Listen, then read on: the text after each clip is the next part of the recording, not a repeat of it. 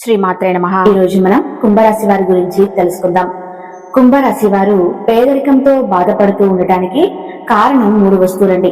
ఆ 3 వస్తువుల కారణంగా కొంతమంది కుంభరాశి వారి పేదరికంతో బాధపడటానికి కారణంగా మిగిలిపోతున్నారు. మరి అదేంటో తెలుసుకుని వెంటనే వాటిని ఇంట్లో నుండి తీసి బయటపడేవేయండి. కష్టాల ఊబిలో నుండి బయటపడండి.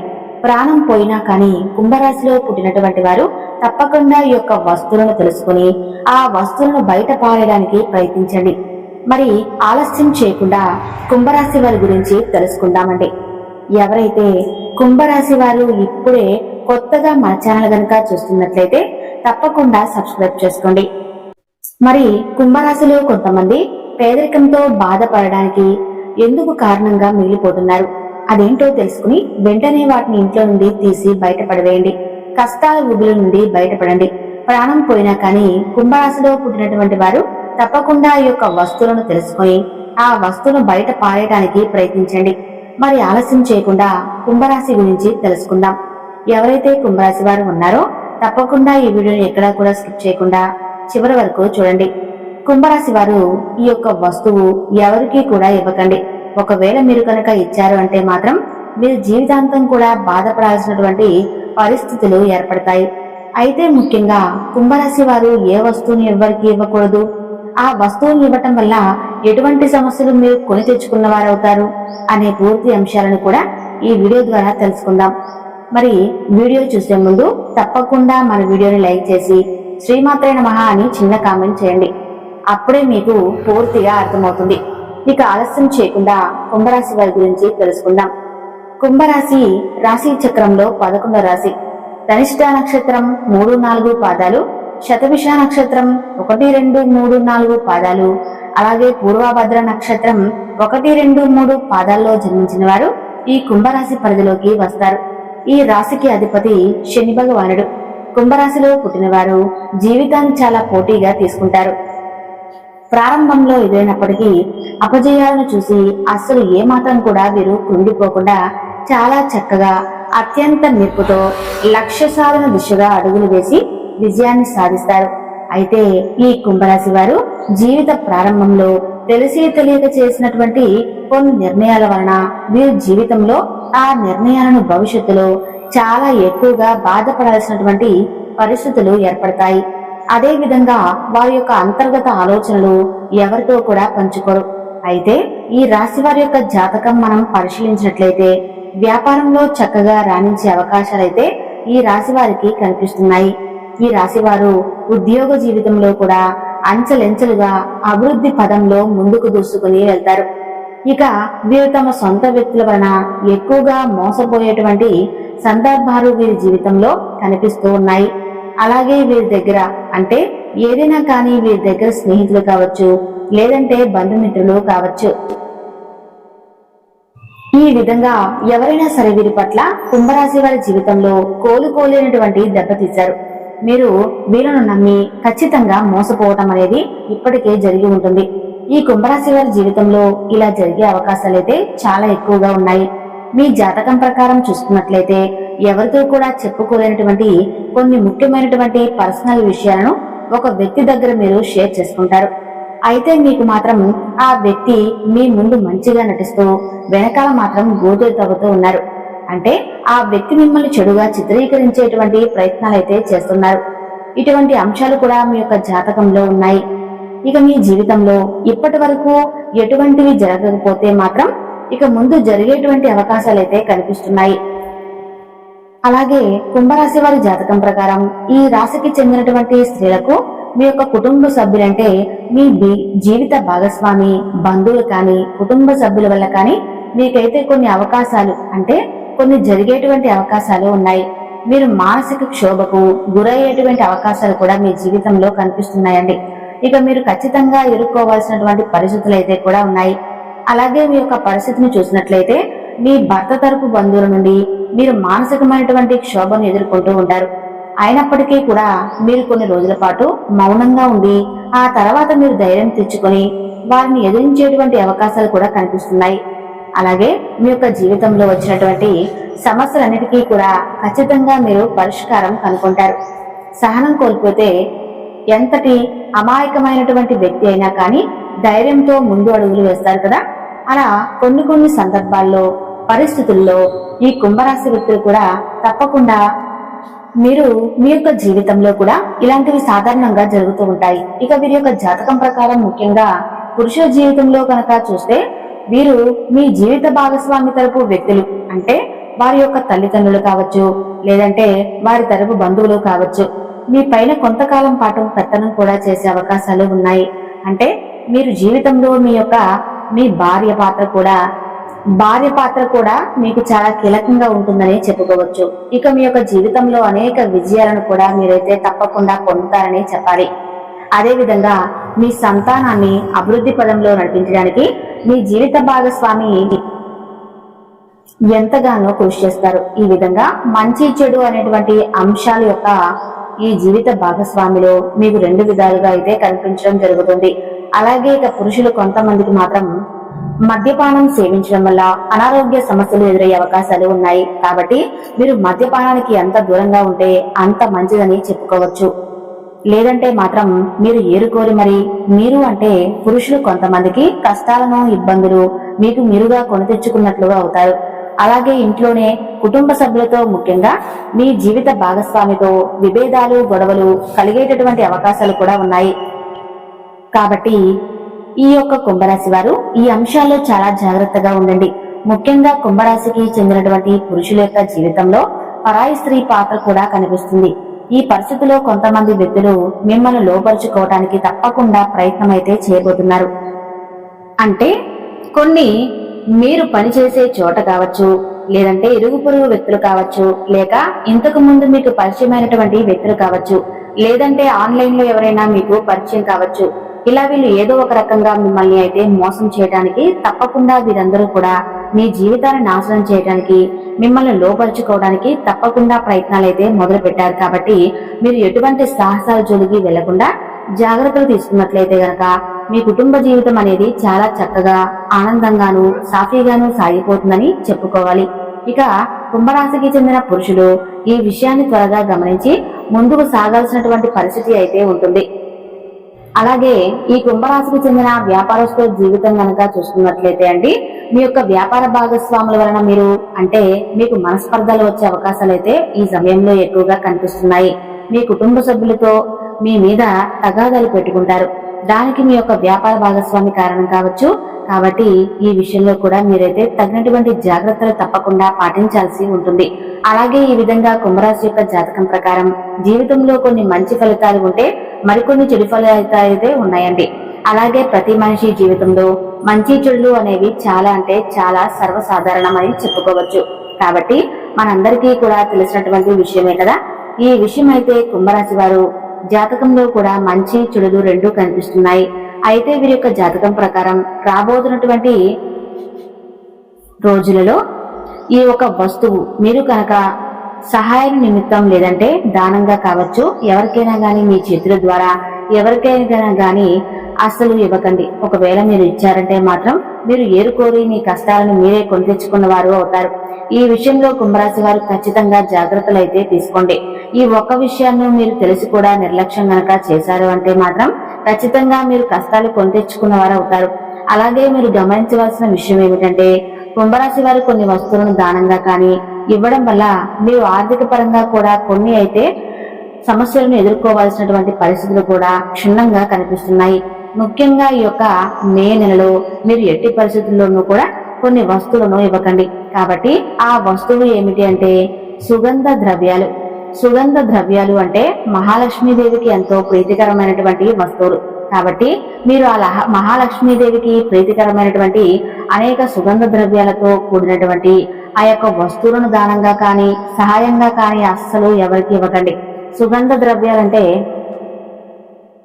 మనం వంటల్లో ఎక్కువగా వాడుతూ ఉంటాం కదా, అంటే లవంగాలు కావచ్చు, యాలకులు కావచ్చు, ఇటువంటివి ముఖ్యంగా సుగంధ ద్రవ్యాలు. మీరు ఎట్టి పరిస్థితుల్లో కూడా ఎవరికి కూడా ఇవ్వకండి. చాలా వరకు మనం చూస్తూ ఉంటాం, ఏదైనా కానీ మనం వంట చేస్తున్నప్పుడు మన ఇంట్లో ఏదైనా ఒక వస్తువు లేకపోతే మన పక్కింట్లో ఉండేవారిని కానీ లేదంటే ఎదురింట్లో ఉండేవారిని కానీ అడిగి తీసుకోవటం మనకు అలవాటు కాబట్టి, లేదంటే స్నేహితులు ఇరుగు పొరుగు వ్యక్తుల్లో వారి దగ్గర వస్తువులు తెచ్చుకుంటూ ఉంటాం. ఈ విధంగా కూడా మీ యొక్క వస్తువులనైతే అసలు ఎవరికి కూడా ఇవ్వకండి. ఒకవేళ తెచ్చుకోకండి. వారి నుండి కూడా అంటే వచ్చేటటువంటి యొక్క మే నెలలో తప్పకుండా మీరైతే లవంగాలను, యాలకులను కానీ ఏవి కూడా ఎవరి దగ్గర దానంగా కానీ సహాయంగా కానీ తీసుకోకండి. ఎవరికి కూడా ఇవ్వకండి. ఇచ్చారంటే మీరు లక్ష్మీదేవి ఇంట్లో నుండి పంపించిన వారు అవుతారు. కాబట్టి తద్వారా కోరి మీరు కష్టాలను కొని తెచ్చుకున్న వారు కూడా అవుతారు. కాబట్టి లక్ష్మీదేవి ఇంట్లో నుండి బయటికి వెళ్ళిపోతుంది. మీ జీవితంలో రకరకాల సమస్యలు, ఇబ్బందులు, కష్టాలు మిమ్మల్ని వెంటాడుతూ ఉంటాయి. కాబట్టి ఆర్థిక పరంగా కూడా చాలా నష్టపోతారు. ఈ విషయంలో జాగ్రత్తగా ఉండండి. ఈ విషయాలన్నీ కూడా నిజంగా నమ్మాలా మేడం అని మీరు అనుకుంటే, నిజంగా మన హిందూ ధర్మశాస్త్రం ప్రకారం మనకు కొన్ని విషయాలు అయితే ఉన్నాయండి. అంటే మన పురాణాల ప్రకారం మనకు తెలియజేయబడిన కొన్ని విషయాలు మనం పాటించవలసినటువంటి అవసరం ఉంటుంది. కాబట్టి ఈ యొక్క సుగంధ ద్రవ్యాలు ఎవరికైనా కానీ మిమ్మల్ని అడిగితే మీరు లేవు అని చెప్పడం చాలా ఉత్తమం. అలాగే రాళ్ల ఉప్పును కూడా మీరు ఎవరి చేత్తో అంటే ఎవరి చేతితో అయినా తీసుకోవటం కానీ, మీకు ఎవరైనా కానీ ఎవరి చేతినైనా కానీ ఇవ్వటం కానీ, ఎవరికి ఇవ్వడం తీసుకోవడం లాంటివి ఉండకూడదు. మే నెల తప్పకుండా కొన్ని జాగ్రత్తలు తీసుకుని మీరు అలర్ట్ గా ఉండాలండి. అలాగే కుంభరాశి వారి పేదరికంతో బాధపడటానికి కూడా మీ ఇంట్లో ఉన్నటువంటి కొన్ని వస్తువులు ఉన్నాయని చెప్పుకోవాలి. కాబట్టి వాటిని కూడా వెంటనే తీసి బయటపడేయండి. మీ కష్టాలు మీరే తగ్గించుకోండి. మీ ఇంట్లో ఉన్నటువంటి తెలిసి తెలియనటువంటి ఆ వస్తువులు ఏవైతే ఉన్నాయో వాటిని తెలుసుకుని తప్పకుండా మీరైతే బయటపడేయండి. మన శాస్త్రాలు కూడా తెలియజేస్తున్నారు, ప్రతి ఒక్కరు వస్తువు ఇంపార్టెంట్ అనేది ఉంటుంది. దానికి తగ్గట్టుగా వాటిని మనం ఇంట్లో అమర్చుకోవాలని కూడా చెబుతూ ఉంటారు. కాబట్టి ఇక ఆ యొక్క వస్తువులు ఏమిటనేది కూడా ఇప్పుడు మనం పూర్తిగా తెలుసుకుందాం. కొన్ని వస్తువులు ఏంటంటే నెగిటివ్ ఎనర్జీని కూడా ఎక్కువగా మనకి ప్రదర్శిస్తూ ఉంటాయి. ఇలా ప్రతి ఒక్కటి కూడా చాలా క్లియర్ గా మనకు మన శాస్త్రాల్లో చెప్పి ఉన్నారండి. కాబట్టి మనకు తెలియకుండానే ఆ యొక్క మన ఇంట్లో ఉన్నటువంటి పెద్దవాళ్ళు కూడా మనకి చాలా విషయాలు చెబుతూ ఉంటారు. ఇలా చేయొద్దు, అలా చేయొద్దు, ఈ సమయంలో ఈ వస్తువులు ఇక్కడ పెట్టద్దు, అక్కడ పెట్టద్దు అని చెబుతూ ఉంటారు. మనం ఏమిటంటే ఏముందిలే అని చెప్పి చాదస్తం చేస్తూ ఉంటాము. కానీ ఏదో ఒకటి మన మంచి కోసం చెప్తూ ఉంటారు. పెద్దవాళ్ళు చెప్పేది పట్టించుకోవాలి. ఈ మూఢనమ్మకాలను చెప్పి అనుకుంటూ ఉంటారు కొంతమంది. కానీ నిజానికి పెద్దవాళ్ళు చెప్పే మాటలు 100కి 100% కరెక్ట్ అని చెప్పుకోవాలి. ఎందుకంటే వాళ్ళ అనుభవంతో చెబుతూ ఉంటారు. వాళ్ళ పెద్దవాళ్ళు చెప్పిన దాన్ని బట్టి వీళ్ళు మనకి ఈ సమయంలో ఎదురయ్యే పరిస్థితులు, ప్రమాదాల గురించి చెప్తూ ఉంటారు. కాబట్టి తప్పకుండా మనమైతే ఆ వస్తువులు ఏమిటో తెలుసుకుని ఆ కష్టాలను మనం తొలగించుకోవాలి. ఇక అలాగే పెద్దవాళ్ళు చెప్పినటువంటి మాటలను ఎప్పుడూ కూడా కొట్టి పారేయకుండా గౌరవించే విధంగా ఉండాలి. ఇక అలాగే మన అందరికీ కూడా తెలిసింది ఏంటంటే నాన్ లివింగ్ వస్తువుల్లో ఎక్కువ పర్సెంట్ మనకు నెగిటివిటీని అనేది కనిపిస్తుంది. అంటే చాలా రకాల వస్తువులు మనం ఇంట్లో పెట్టేసుకుంటూ ఉంటాం కదా, అవి ఎటువంటి ఫలితాలు ఇస్తాయో ఇప్పుడు మనం తెలుసుకుందాం. మొట్టమొదటిగా బట్టలు. చాలా మంది ఏం చేస్తూ ఉంటారంటే ఇంట్లో వాళ్ళ పిల్లలకి చిన్నవైపోయి అలాగే పెద్దవాళ్ళు యూజ్ చేయనటువంటి బట్టలు కూడా ఏదో ఒక పాత గుడ్డ కింద మనం యూజ్ చేస్తూ ఉంటాం కదా, ఏదో ఒకటి ఉపయోగపడతాయి అన్నట్లుగా ఇంట్లోనే పెట్టేసుకుంటాం. కానీ వాటిని ఎవరికైనా ఇవ్వడానికి మనకు ప్రాణం ఒప్పదు. లేదంటే చినిగిపోయిన బట్టలు ఏదైనా ఉంటే ఇంకా ఏదైనా ఉపయోగపడుతుంటాయని చెప్పి వాటన్నిటినీ కూడా ఒక మూటలాగా కట్టేసి పెట్టి జాగ్రత్తగా పెడుతూ ఉంటాం. ఇలా అస్సలు చేయకండి. చేస్తే మన భాగ్యాన్ని మనమే కట్టేసుకున్న వారు అవుతాం. అలాగే పాత బట్టలు మూటలు ఏదైతే ఉంటుందో వాటిని ఎప్పుడూ కూడా ఇంట్లో అస్సలు ఉంచకూడదు అంటారు. వీలైతే వాటిని వేరే వాళ్ళకి ఇచ్చేయటమో లేదంటే వాళ్ళకి ఏదైనా ఉపయోగపడతాయి అన్నమాట. కాబట్టి లేదంటే వాటిని వేరొక చోట దానంగా చేసేయడము, ఇలాంటివి చేయటం వల్ల మంచి జరుగుతుంది. అలాగే పాత వస్తువులు కొన్ని అంటే పాత బట్టల మూటలు అస్సలు ఇంట్లో ఉంచకూడదని చెప్తూ ఉన్నాం కదా.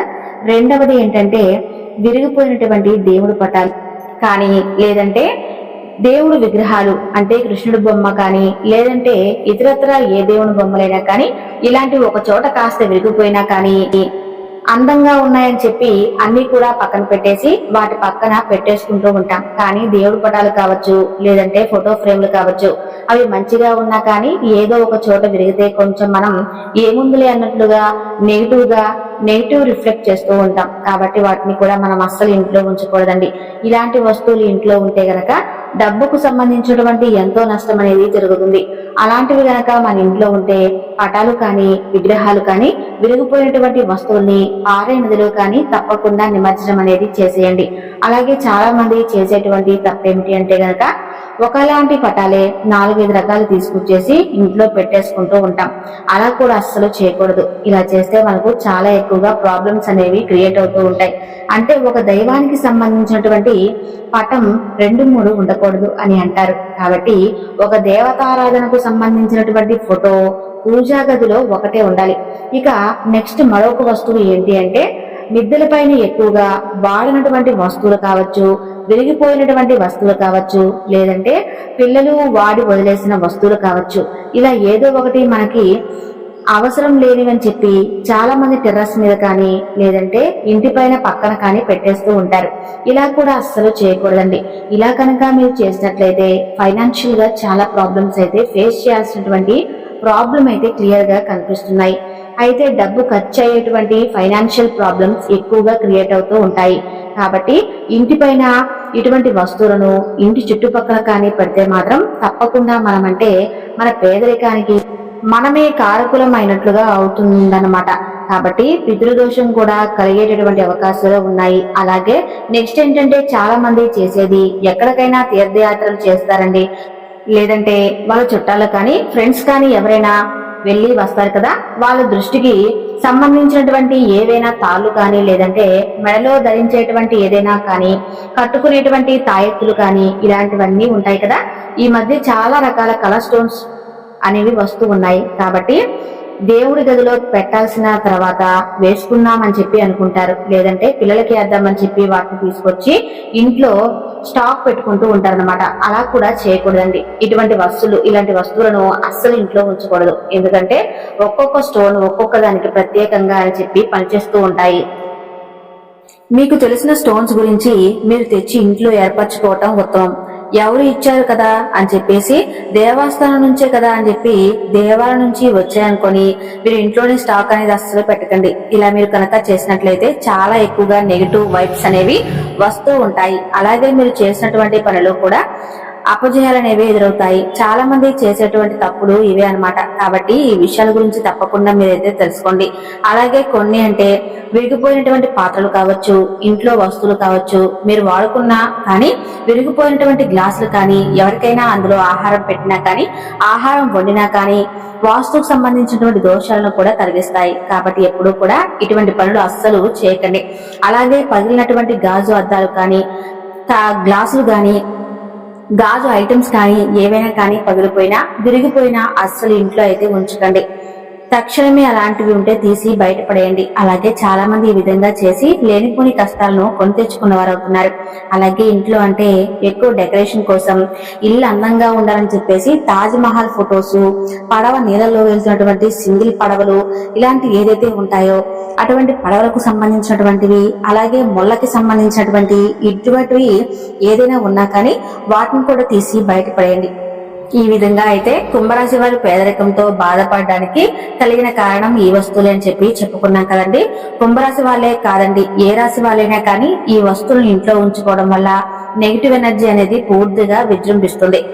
కుంభరాశి వారు చాలా ముఖ్యమైన విషయాన్ని విన్నారని అనుకుంటున్నాను. ఈ వీడియో మీకు నచ్చితే తప్పకుండా లైక్ చేసి మన ఛానల్ ను సబ్స్క్రైబ్ చేసుకోండి. ధన్యవాదాలు.